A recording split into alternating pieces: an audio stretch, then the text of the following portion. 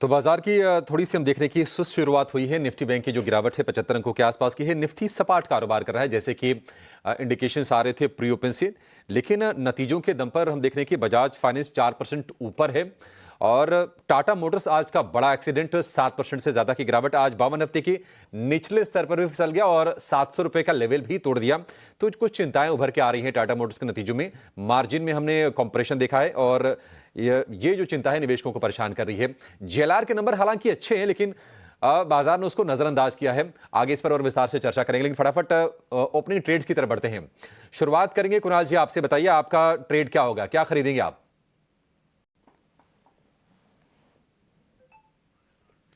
अच्छा ठीक है, कुणाल हमारे साथ नहीं है। किरण जी, शुरुआत आपसे कर लेते हैं, बताइए आपकी नजर कहां पर गई है?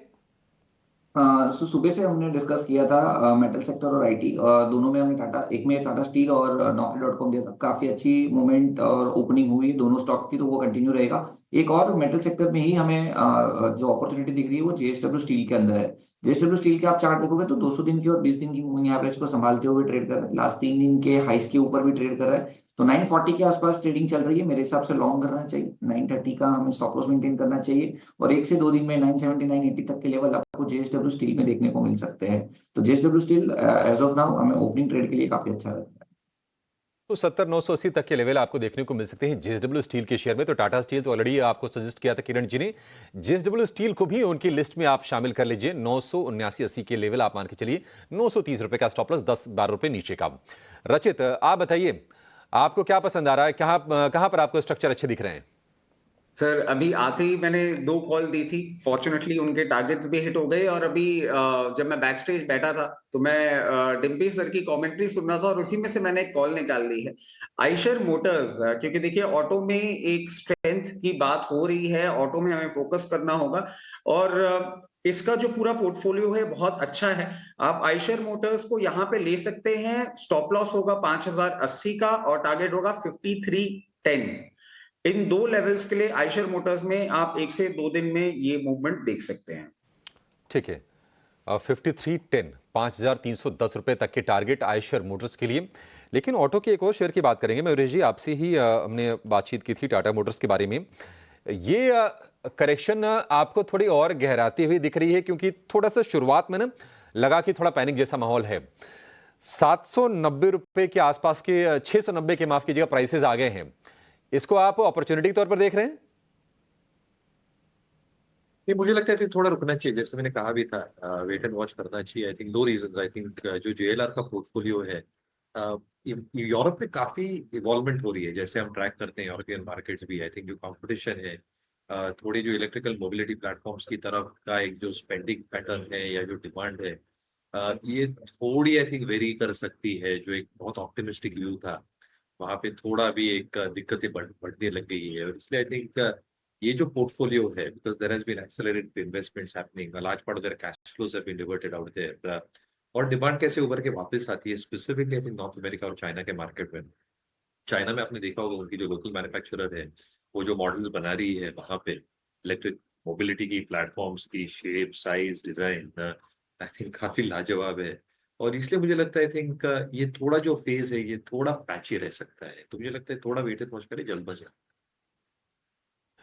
एक एक्सीडेंट टाटा मोटर के अलावा और है। वायदा का सबसे ज्यादा गिरने वाला शेयर है वोल्टास। नंबर भी कमजोर इसके आए थे और मैनेजमेंट लेवल पर एक बड़ा चेंज भी है। बोर्ड ने मुकुंदन मेनन को एमडी नियुक्त करने की मंजूरी दी है और ये प्रदीप बख्शी की जगह लेंगे। वोल्टास करीब करीब 10% नीचे अब कारोबार कर रहा है। 1336 रुपए के भाव हैं। इस पर आपसे व्यू चाहिए रचित। सपोर्ट्स कहां पर आप देख रहे हैं वोल्टास के लिए और क्या सलाह देंगे इस पर आप?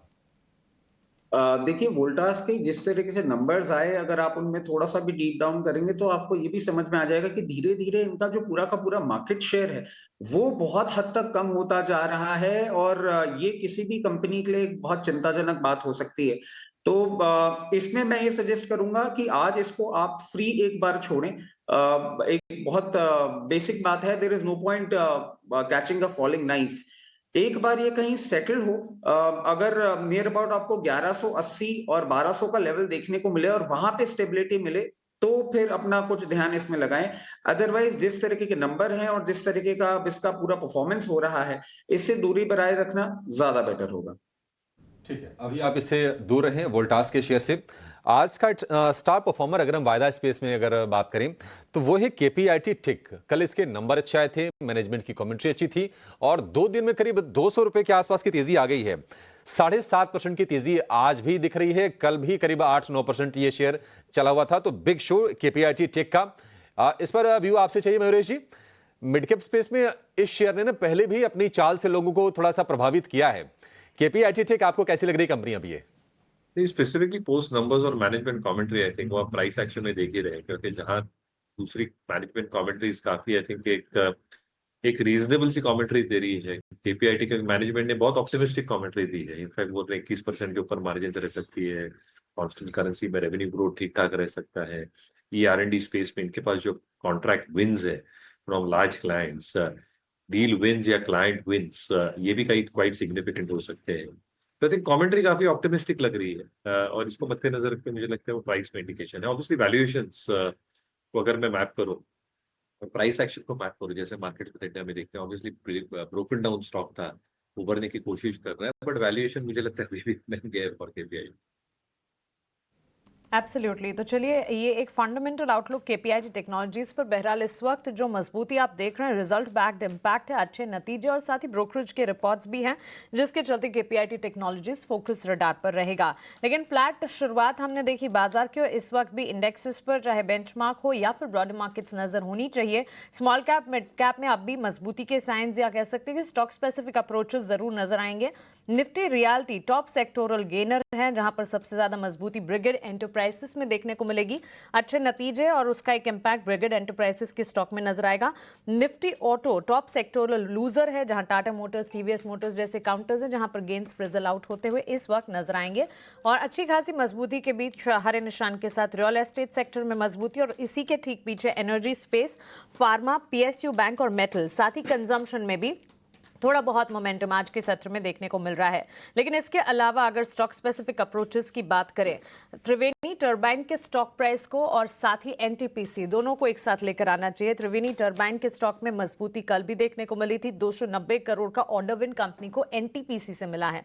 दोनों ही स्टॉक्स आज पॉजिटिवली रिएक्ट करे, जहां पर त्रिवेणी टर्बाइन में करीब 4% की तेजी है। अच्छा खासा एक्शन 645 के लेवल्स पर रहा।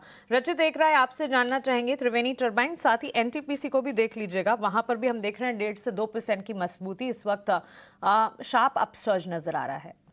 देखिए, त्रिवेणी टर्बाइंस में एक अच्छा अपमूव देखने को मिल रहा है। जिनके पास पोजीशन है अपनी पोजीशन बना के रखें। 620 का एक इमीडिएट स्टॉप लॉस दिख रहा है, और अगर हम टारगेट लेवल्स की बात करें तो 679 आपको बहुत इजीली नियर फ्यूचर में देखने को मिल सकता है।